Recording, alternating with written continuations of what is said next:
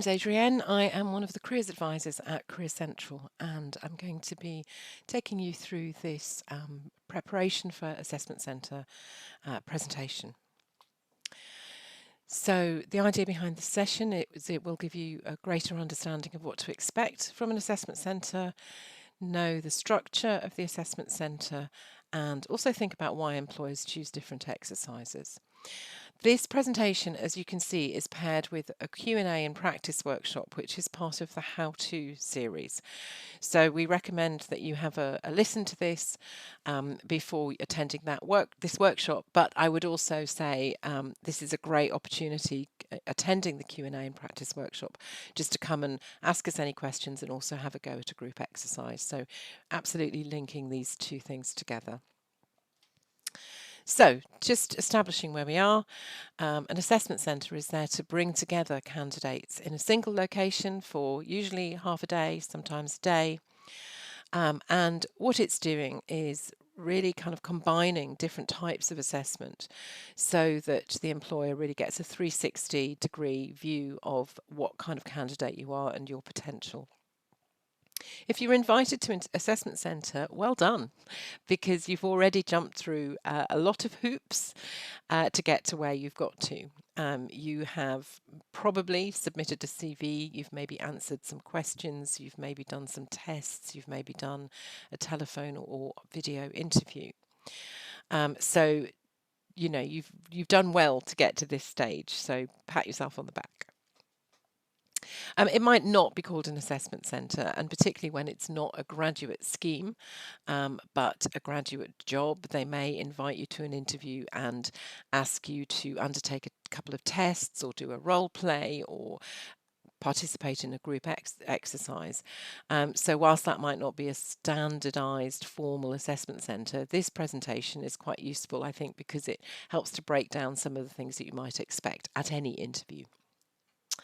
And it's also important to note that by this stage in the application process, what they're really trying to do is get a sense of how much you will, I guess, fit and understand the purpose of the organisation and the role. So it's really kind of testing you on the work that they're doing and the purpose behind their organisation.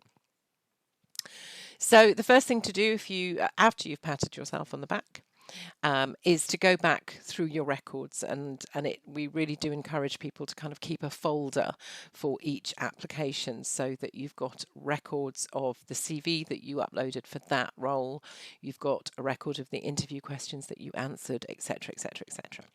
So go back and look at what you've done and what you've said to date. What tests have they asked you to do? What can you see the focus of their application process so far? So that can begin to give you clues as to what to expect in the assessment centre. So, for example, if any tests or questions were very much focused on strengths and values and how they fit with the organisations, then that might come back in the assessment centre, but they may be looking also for something that demonstrates skills and examples of the skills that you've gained. You should get some information about what the day will look like. If anything isn't clear, it's perfectly acceptable to phone up the employer and just say, actually, could you just clarify? And also, they may tell you something about what the decision-making process is, how long it will take after the assessment centre. And also, there are rare occasions where an assessment centre isn't the end and you may be invited back for a final interview. So that would normally be clear on the email that you would get inviting you in the first instance. You may have some idea of the numbers that they're looking to appoint, but that's unusual. But what you can understand is what other people have faced. So using things like Wikijob, Glassdoor and the Student Room to just get a sense of other people's experience. And bear in mind also that, when you're looking at other people's version of events, then, they may actually be really negative about the assessment centre, but they may not have got an offer. So you need to take that in the light that it will be it won't be very objective information that you're getting, but it will certainly give you some idea of what earlier candidates have experienced. Okay, so what's changed at the moment? We're still seeing some online assessment centres, but we're gradually seeing a return to face to face. And it's important to remember that employers are kind of keeping a backstop of an online version just in case we see another spike, or we are, as I record this, we're seeing another spike in COVID cases. So, so it's really kind of, I think it has changed the landscape for assessment centres. And I think we do know that assessment centres are very intensive processes for the organisation. They're very expensive for the organisation. So there are companies who've decided that they're going to keep a lot of their recruitment online now because they've seen how valuable that is to them. So preparation, you've gone back through what you know about your application so far. You've done a little bit of research. Things that you can do to really help you. So check up on the recent news. What's going on in that industry? What's going on in that company? Is there sector information that you can look at? So, for example, could you look at their industry newsletters to find out what are the current debates? What are the organisations themselves talking about and debating?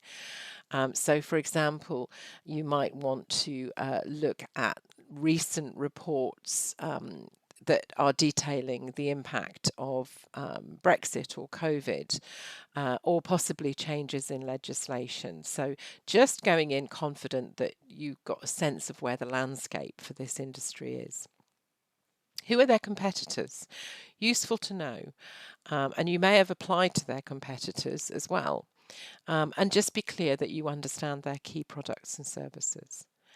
And then, as I said, all of the stuff that you've done to get this far, you've already looked at their values and the competencies they're looking for in their candidates. You've gone through that job description. You've gone through some research in what they do and the challenges they're facing. So revisit that because that's your starting point.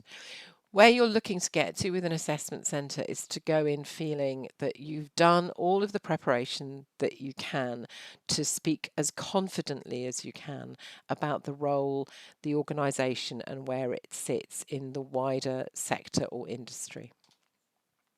Okay, I'm just going to take you through some of the common elements that would make up an assessment centre. So you might have done tests already, but the likelihood is there will be some kind of testing on the day. Possibly because they want to see you do it in person. They want to make sure it's you doing the test and that you didn't get a mate to do your test for you. So they may revisit some of those verbal, numerical, or logical reasoning tests. But they may also give you what's called an E-tray exercise. So, for example, they might give you a series of emails, and you have to decide how you prioritize and respond to those emails. So it's a way of really getting you to think clearly about the priorities, about what is commercially sensitive, what is urgent and what is non-urgent, balancing the needs of the organisation against the needs of the individual. So, for example, if you get an email saying or a phone call saying that the managing director's son has broken his leg in a skiing accident, whilst that's not critical to the organisation, it's certainly critical to the managing director. So that's something you would pass on pretty quickly.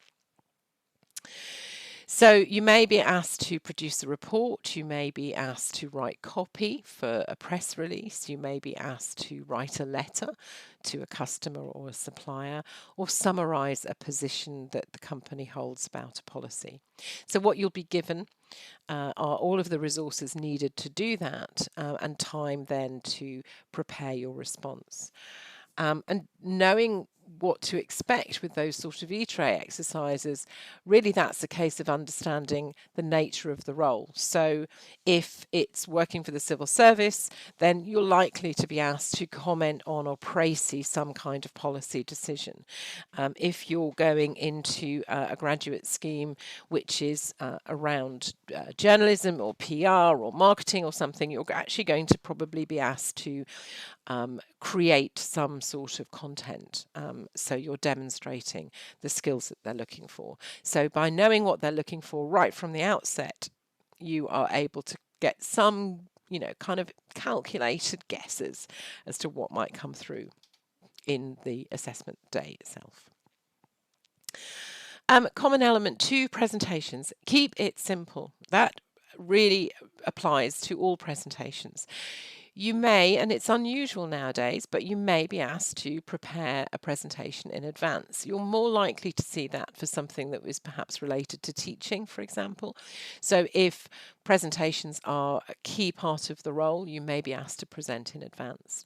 But more likely, you'll be given a group exercise, and at the end of the group exercise, your group, and that means all of you, will take it in turns to present back your findings. So it shows teamwork, it shows the ability to précis and present back information under pressure, and it also really demonstrates that you can analyse and understand what's being given to you and come to a consensus with your group. It doesn't matter which presentation you've been asked to give. If they give you a time limit, stick to time. That is actually one of the most important things. It's very hard to watch somebody being stopped midway through a presentation because they've completely overrun. So stick to time. A beginning, a middle, an end. Know what you've got to do. If it's a presentation that you're bringing, are you allowed to bring it on a stick? Are you going to bring it on a CD? Can you use software, or are you presenting without software? And what is it that they're asking you to do? There's lots more information in the presentations pre-recorded session. So we would recommend that you looked at the resources on presentations on Career Hub, where you'll find that. Group exercises, very common, 2 types typically. The team building type, so can you construct the tower out of plastic bricks or marshmallows on sticks? Can you devise a campaign, so something creative, seeing that you can work together and spark ideas and produce something? Can you agree between you how you might advise a client? So really getting you to work collectively. And then similarly, it's working collectively, but it may be actually producing something at the end, giving you an issue that you need to discuss, you need to really bring evidence to, and you're then asked to present back your findings at the end. Either way, you will be observed, and you will have assessors who are watching everybody in the group and how they interact and how they are working as a team. So, really simple advice: don't focus on the assessors. They're not there. Just ignore them, and just get on with what you need to do. Try and balance your communication. Somebody who dominates the entire group and speaks all of the time and speaks over people is going to be very badly marked down. But somebody who sits in silence and doesn't assert their point of view is also going to be marked down. So you need to really kind of make yourself heard. Really, really big rule: read the instructions carefully, because there may be what we would maybe refer to as red herrings, so trick information or information that might send you off in the wrong direction. So understand between you as a group what it is you need to do, how long you've got to do it in. And if it is about presenting your own opinions, then you need to think about what your rationale is. So back it up with evidence rather than just simply saying, I think chocolate cake is better than Victoria sponge cake. You need to explain why that is to your group. As I say, try not to interrupt people, but also bring people into the group, into the discussion. So if somebody is getting stood upon by another member of the group and you can see that they're trying to say something and nobody's listening to them, then by inviting them in and say, actually, I think, Sophia has got something to say. Do you want to kind of put your comment forward? That will be seen as enabling other people to participate, and that's a good thing. Always keep in mind what the overall objective of the task is, and not the absolute fine detail, unless, of course, the group exercise is about finding the detail, but that would be really clear in the instructions that you're given. Keep to time and make sure that somebody in the group actually is keeping an eye on time, and 5 minutes before the end of the exercise, for example, is saying, okay, we've got 5 minutes now to summarize what we're doing, or we've got 10 minutes left. Should we start, bringing this together so that we're ready to summarize? Okay, so the practice workshop is where you get more advice and experience of doing this. Formal interview, maybe one-to-one with a panel. Speed interview is something that does come up occasionally. So you might be interviewed by 3 different people and you rotate around the room, receiving 3 or 2 or 4 questions from each of those people. So everybody is participating at the same time in the interview. Typically, you'll get quite straightforward questions, motivation questions, competency questions. And it does feel daunting to be in a big room, moving between interviewers and being preceded and followed by other candidates. But everybody's in the same position. So if you've done your interview preparation, then it's the same as a formal interview. You're giving evidenced answers, you're thinking about your motivation, you're always expanding on the example so that you're meeting the needs of the employer. Any interview support really comes through CareerCentral. So come to the interview workshop, look at the interview resources, come for a mock interview. All of those will help you in that stage of an assessment centre. And then another common element that people don't think about is the tour, the lunch, the welcome talk, the chatting to other members of the organisation over the coffee break. Everything that happens in the assessment day is being observed.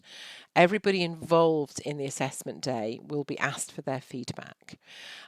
So it's your opportunity really to. So, for example, going off here with an example, but you have a coffee break, and in the coffee break, 4 or 5 members of the organisation join you for that coffee break.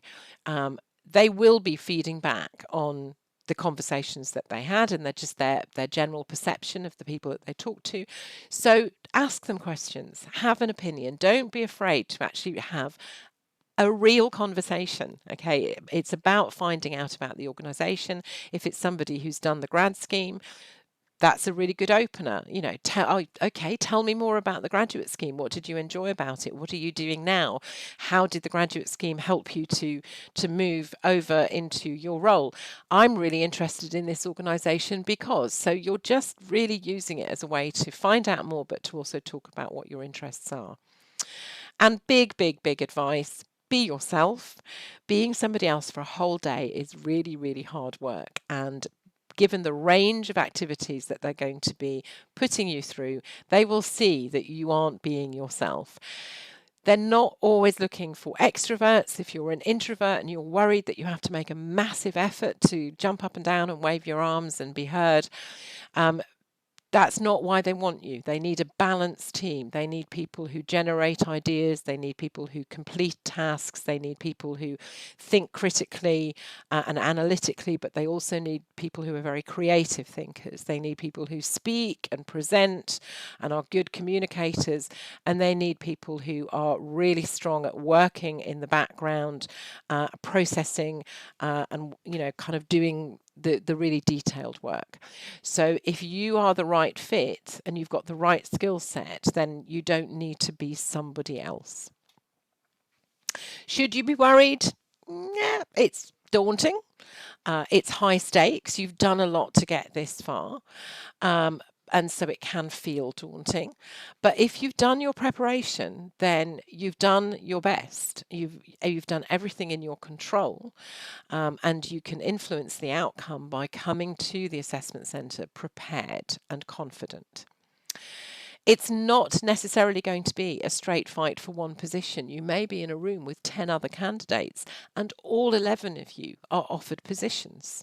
You may attend an assessment centre with 10 other candidates and none of you are offered positions. It's not a straightforward one person in this group of 11 is going to get the job. They will recruit the right people until they've got all of the people they need. Enjoy it.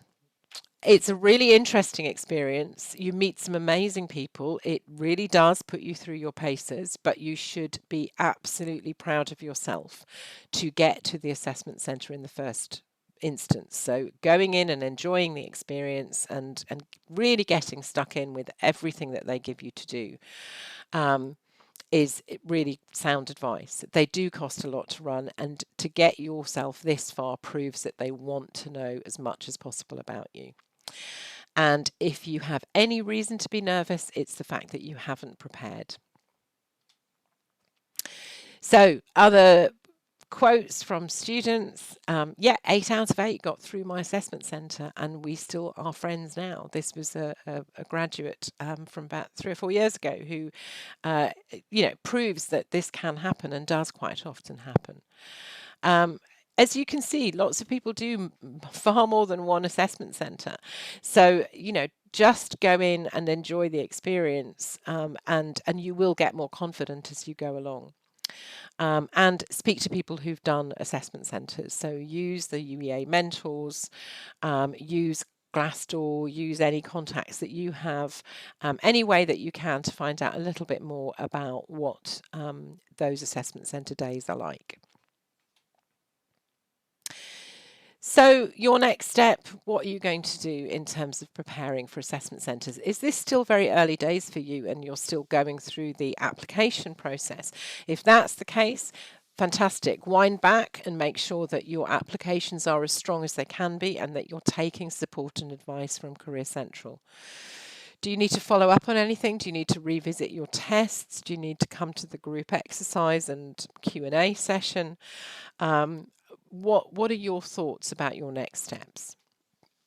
So there's lots that we will do to support you, obviously. So we've got the how-to workshops. If there's any of these that you think actually I might need to wind back a little bit and check out that I am doing my grad scheme applications properly, or that I'm really confident about my interview skills, then let us know and come along to the workshops and get more advice and information from us. And obviously, we can help with a very, very broad range of activities, and this is what we're here for.